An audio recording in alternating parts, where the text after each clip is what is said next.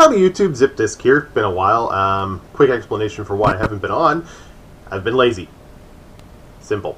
I haven't made a video in a while because I've been lazy. That and my job situation changed in December, so I've kind of been bouncing around.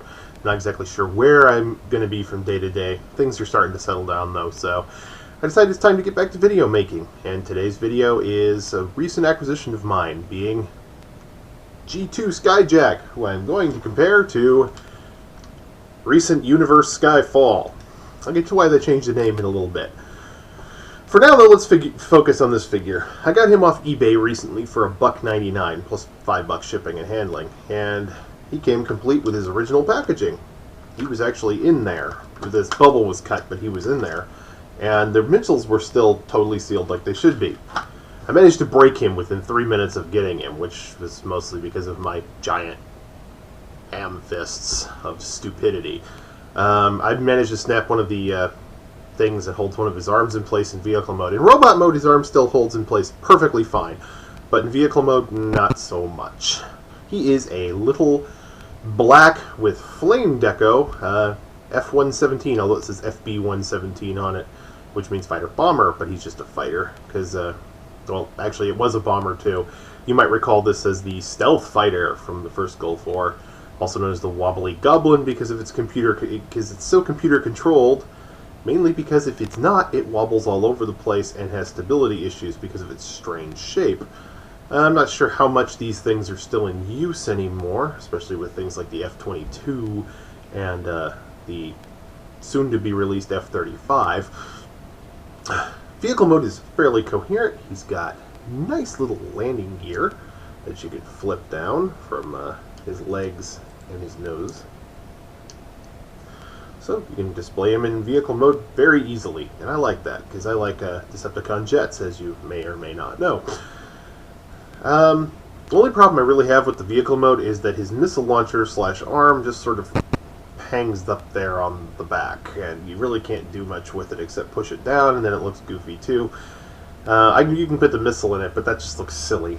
If you're going to display him with the missiles, I prefer to keep them right here on the wings. He's got these two little yellow missiles. They're rather nice. And they do clip on nicely underneath his wings, if you get them in there the right way. If not, they're going to flop around and fall off, and you're going to be frustrated. Like I was until I figured out that there were little tabs to keep the little ball parts from getting in the way. And it looks alright. It just looks like he's got two giant yellow things hanging off of him, though, in this mode. And that's not very close to the real-world vehicle now, is it? Transformation, very simple if you're not a ham-fisted moron like me who breaks things. Take the legs, unclip them. Well, put the landing gear away first, because, you know, he's going to look silly with landing gear all over the place. You flip the pelvis down into place, spin the legs, and you've got the world's worst airwalk mode. Next, you bring this arm down from the side, clip it into place. That's his arm slash missile launcher, which is also the tail fin of the plane, as I showed you earlier. Take this, you spin it, and then you fold it back, and you pop out his tiny little robot mode head. And this is the point where I will take the arm I broke off and put it back into place. I feel bad about breaking this guy already, because he's a G2, and I don't have very many G2s in my collection yet. Any G2 that ends up in my collection, I totally blame on Graham the Collector 75. If you haven't checked him out, check him out. He's got the best G2 collection, probably in the Western Hemisphere. Which reminds me, I'm currently bidding on an Obliterator, one of the Obliterators from European exclusive G2, and hopefully I can win that. Although I'm a little bit nervous because it's the one that suffers from gold plastic syndrome. It's still mint and sealed box, but I've heard enough horror stories that I'm not going to pay too much for him, just on the off chance that he's going to disintegrate the moment I get him home. But that's pretty much him in robot mode, with his little tiny head. He's got some decent light piping. I don't know if you can see it, but that's his tiny head. He has no definitive face. It's just sort of a vague face shape. You take one of his little missiles, you got his missile launcher right there on the side, you take one of his little missiles, you put it in place, you snap it in there, because that's how this works. It's a friction missile. It's a friction missile launcher. It's really held into place well, so you really got to push to get it out. You got to push to get it in too, but you've really got to push to get it out. And I'm just going to leave it in there because I'm really worried about putting stress marks on these and snapping that, and then having a totally broken figure, which would drive me nuts. He can take his other missile and put it in his hand as a club if you want, and he's not bad that way. I mean, it's a good little figure for what I paid for it. $1.99 plus shipping and handling. So yeah, let's go to his bio real quick. Got the original packaging with cross cells for Space Case and Hooligan. Let's go Decepticon Skyjack, function spy. Trust me if you dare. Rumored to be sympathetic to the Autobot cause, once photographed meeting with Optimus Prime. In reality, a master spy who can't be trusted. He'll buy you a glass of high-octane turbo juice 1 minute, then steal Seekers from you the next to activate stealth armor to cloak body from Autobot radar. Practices shooting at cars with missile launcher alongside his mentor, Dreadwing. Sorry, not Dreadwind, Dreadwing. Let's get to his stats. He's got a strength of 5, intelligence of 8, speed of 8, endurance of 4, rank of 5, courage of 4, firepower of 7, and a skill of 7. Now, you'd think, yeah, not the greatest figure in the world. Hasbro decided to homage him in the recent Universe line. This is a Walmart exclusive. And this is Universe Skyfall. Came in this box right here that actually says Generation 2 series on it. Nice packaging. Let me read his bio real quick. No one trusts Skyfall, and rightfully so. If he proposes a toast to your health, it's probably because he poisoned your drink. He is a master spy with connections throughout both the Autobot and Decepticon armies. Rumors about him run rampant, and he does nothing to confirm or deny any of them. He enjoys the uncertainty and even fear with which other Decepticons regard him. He is one of the few Decepticons to enjoy solitary face-to-face meetings with Megatron, and yet he has been spotted openly walking through Autobot bases as well.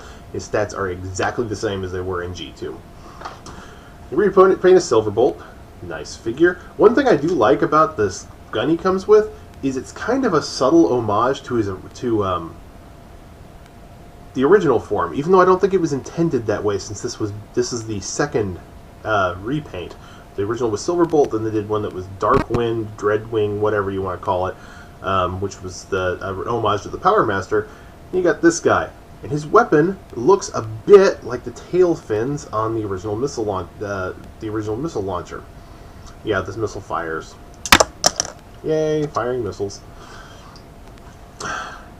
And you can tell the deco is similar, but this one has little yellow bits, and this doesn't have any yellow. He's got lights and sounds, of course. You've got, and of course, landing gear. We'll flip those up now, because I'm going to transform him in just a second. You've got swooshing sound, engine starting up, and I like this a lot better than the Silverbolt. Silverbolt's just that kind of gray and boring in my opinion, and I love Decepticon jets anyway. He's got lovely silver Decepticon symbols on both sides of the wings, and he's a made-up plane now. He's an FB-129, which somewhere I heard this is supposedly based on an unproduced Russian fighter bomber. Oh well. Transformation. Take the nose cone, flip it up. Big bit of back kibble, but you know what? I can forgive him for that. Get down here, take the arms, disconnect them. Now, the fists right here, you flip those around from where they were. These are kind of like vent intakes right here, and fists on the other side. Now, these will be his legs. Split them. Bring them down, listen to the ratcheting, and go, oh yes. Flip out his little stiletto heels at the bottom.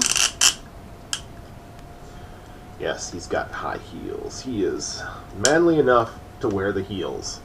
And then the last part is the most simple, and it's the money shot, of course, and that's the head reveal, and you go flashing eyes and transformation sound. And when you transform him back, you get the reverse.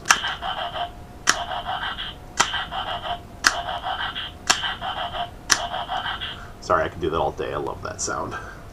He's fairly good. I mean, posability-wise, he's a lot more posable than the original, which isn't, I mean, the original's not bad, because it's G2, and they started to experiment. But you can tell he's significantly larger. Like a lot of those things where they took a little figure and made it into an ultra size. You know what I'm talking about, like Power Glide and whatnot. Anyway, I would recommend both of these figures. They're fun, and I like them. I'll be back in a little while with another video, but this has been Skyfall and Skyjack. Why they renamed him? Because this is post 9/11, and you can't have a figure named Skyjack because someone might be offended. Even though he's an evil Decepticon, so why not name him something that says terrorism? Anyway, have a good day. This has been ZIpdisk. I will probably be back in a little while with another video, because I plan on shooting more than one of these today. Bye.